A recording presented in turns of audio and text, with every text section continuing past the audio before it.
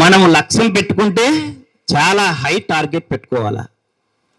ఇందాక అన్నట్టు చిన్న చిన్న జాబులు అవన్నీ మన యొక్క స్తోమతకు దాట వేసి మనం నిర్ణయాలు తీసుకోవాల్సి ఉంటుంది. ముఖ్యంగా పల్లె ప్రాంతంలో ఒక 2 నిమిషాలు నా జీవితం చెప్తే మీకు అర్థమవుతుంది.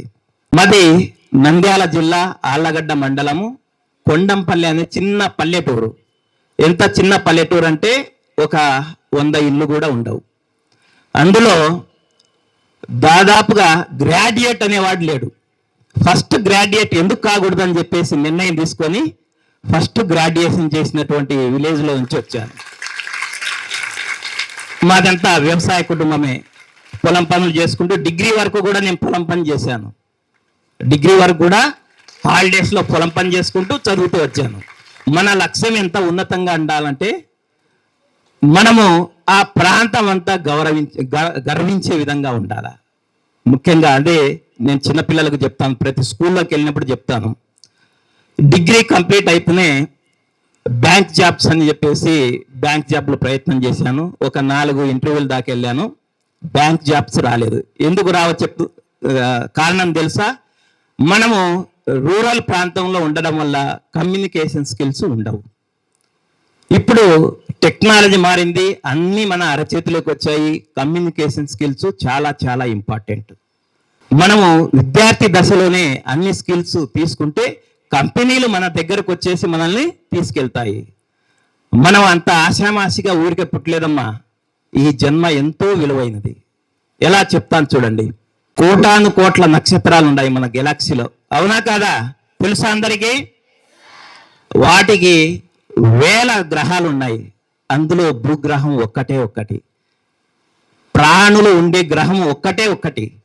ఆ ప్రాణుల్లో మనము మానవ జన్మగా వచ్చామంటే మనము ఎంతో విలువ చేసుకున్న వాళ్ళు, ఎంతో పుణ్యం చేసుకున్న వాళ్ళు, అవునా కాదా?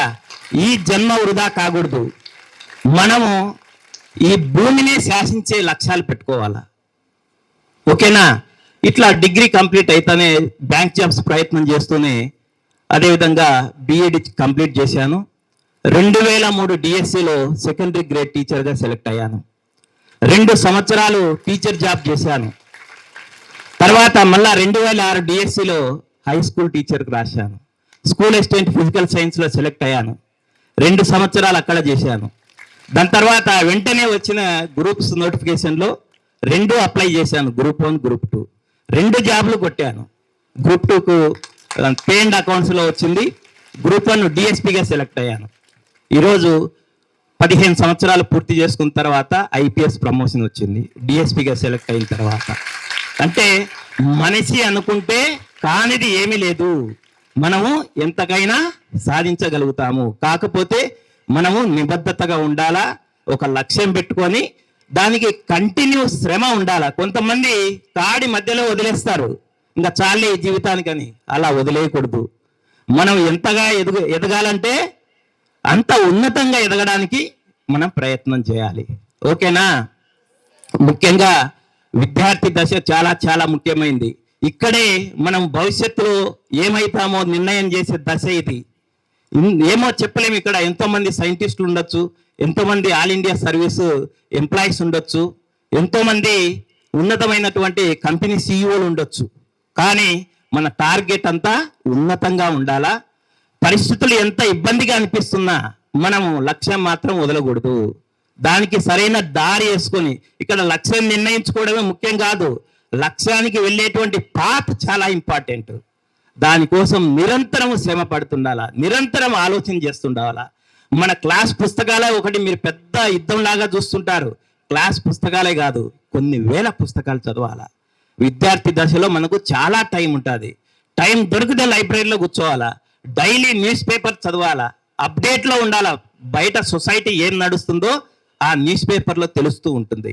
కాబట్టి ఇవన్నీ లక్ష్యాలు, ఉన్నతమైన లక్ష్యాలు పెట్టుకొని మనం ఏ కులంలో పుట్టామో కాదు, ఎంత ఆర్థికంగా హీనంగా ఉన్నామనేది కాదు, మనం ఎంత రిజల్ట్ ఇస్తామనేది ఇంపార్టెంట్.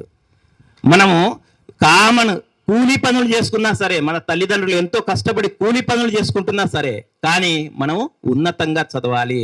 దానికి ఒకటే మార్గం. ఎన్నో 10 తరాల పేదరికాన్ని కూడా ఒక చదువు మాత్రమే రూపుమాపుతుంది. కాబట్టి మనము ఉన్నతంగా చదవాలి.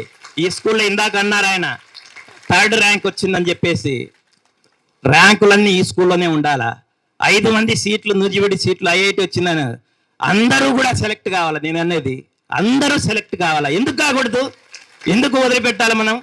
కాబట్టి చాలా ఉన్నతమైన లక్ష్యాలను పెట్టుకొని మన జీవితాన్ని నిర్దేశం చేసుకొని భవిష్యత్తులో మన ఊరికి, మన ప్రాంతానికి మంచి పేరు తీసుకురావాలని చెప్పేసి మనస్ఫూర్తిగా కోరుకుంటూ ఈరోజు ఇంతమంది యంగ్ మైండ్స్ చూసే అదృష్టం కల్పించినటువంటి ప్రిన్సిపల్ గారికి ధన్యవాదాలు తెలుపుకుంటూ ముగిస్తున్నాను. థ్యాంక్ యూ అండి. Thank you.